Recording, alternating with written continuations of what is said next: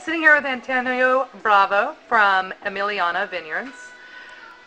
Antonio, what has been your biggest challenge going from a large-scale traditional winery? You've worked for KJ and some other huge wineries as well. What's been your biggest challenge moving into a winery that is strictly organic and biodynamic production? I believe now, after a while, 4 years, as you say, I worked for a longer time for conventional wines, but I think I can say in everywhere, every places, but I think in my country, in Chile, have a good condition to produce organic under organic system. But my challenge or our challenge for the company is try to produce under organic system, but quality. We try to show the people, hey, you know what? We can do. We can do. It's not the imagine about this is healthy, is environmental good, whatever, but it's bad product. Right.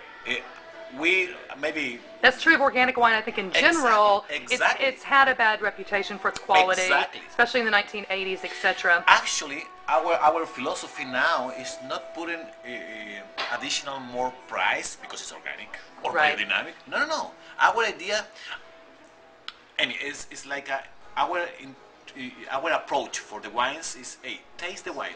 What do you think? You like it? No. Okay, next. But if you like it, let me tell you something. Behind this wine, this is the agriculture, And if you have a little more time, maybe we can sit and take a glass and talking about biodynamic. Remember a couple of years ago, the people introduced the wine in the other way. Hey, taste this wine because this is organic and biodynamic and this is very good, blah, blah, blah, blah. It's only wine. Yeah. It's only wine. Yeah. You like it or not. It's about your wife or your husband. Right. Like it it's only for you.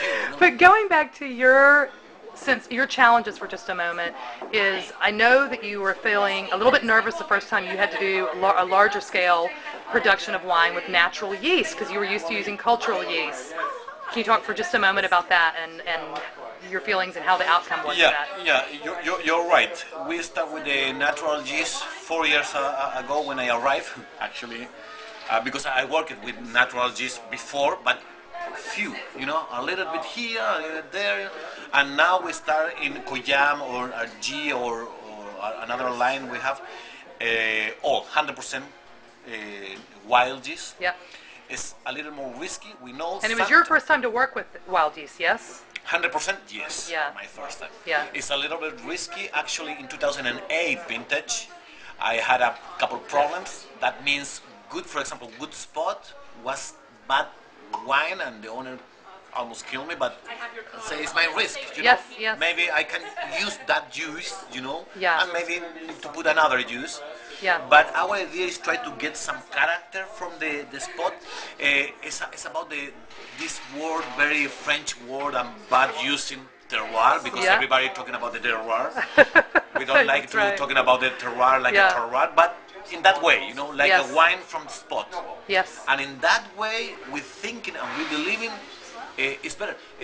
Look at the past for, I don't know, 50 years ago. Nobody used commercial yeast. Everybody used wild yeast all the time in every places. Right, old school has become new school now. Yeah, it's all coming back around. Yeah. I remember last year I have a couple of stocks fermentation, and I asked, hey, which is the situation for re-fermenting one block? I have only one tank. And they told me, hey, you must be used 4x4 system. What is that? I asked. Yeah. It's a very old system for the Chilean winemakers. And what is that 4x4? It's like you use 3/4 of new wine and 1/4 for old wine with sugar. Yeah. And re-fermenting. Yeah. It's like a starter yeast for bread. Exactly. Yeah. But the interesting part is, hey, they invented this situation because at that time they don't have a commercial Bayanus, like a very strong commercial. No, they work it with the wild yeast all the time, and in that way is our way to come back, if you want to say, again to the I don't want to say like a natural system, But in the end of the day, it's natural. Well, It's only wine. I think it is definitely it's true that consumers are interested in authenticity of place, Exactly.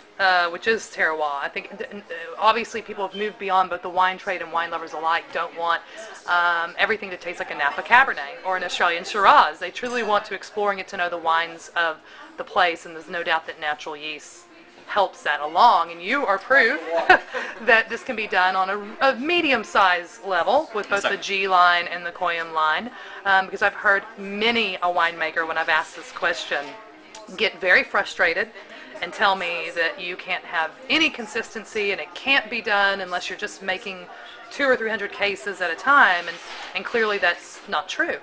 It's not true. I must say something. As you say, we have a top wines and we have an entry line. I have, in that way, I have choices. You know? Right. If some block Right. is bad, okay, this block is going to our entry line, and maybe some Novas block is very nice. You know, I take this block and say, hey, you know what? No commercial yeast, and maybe I can use. This is my we call manga in Chile, you know, Yeah. because it's my you know. Yeah. It's my secret, you know, because we, as you say, we are a medium-sized winery. Yeah. But the interesting part, I must say this, Amy, about the winery, why the winery changed the philosophy. Actually, at the beginning, the owner is like, "Are you sure about that?" Because all the owners are concerned about the business. Yeah. Our owner, the owners of Emiliana, they are a wine business guy all the time. They live from the wine. Yeah, they want the They mon- don't have another company support the winery and stuff like It's that. not a hobby. This is a Exactly, business. Exactly. It's got to make money. Exactly. And the guys start to transform in '98, and in 2001 we produced our first Koyam, and in 2003 Koyam in Chile gets some nice and important award. But it was important because blind tasting between 300 different wines, and he get the best of show. And at that point was a very good support, in particular Right. for the owner. Say, hey, you know what? These people We're headed the right thinking- direction. Exactly, thinking it's good wine. And at that moment he say, you know what? Okay, go ahead. The project is step by step every year, a little bit, a little bit, a little bit. Now we have, you know, a plateau, you know, and we know how many liters we want to produce in the future. It's not crazy numbers. Yeah. It's try to be in equilibrium, and in that way, I believe, why Yeah. not? Why not? So we've got Antonio Brava from Emiliana Vineyards from Chile here with us today, talking about his certified organic biodynamic wines. Thanks, Antonio. I know you Thank just you. got here late last night, so thank Thank you. you.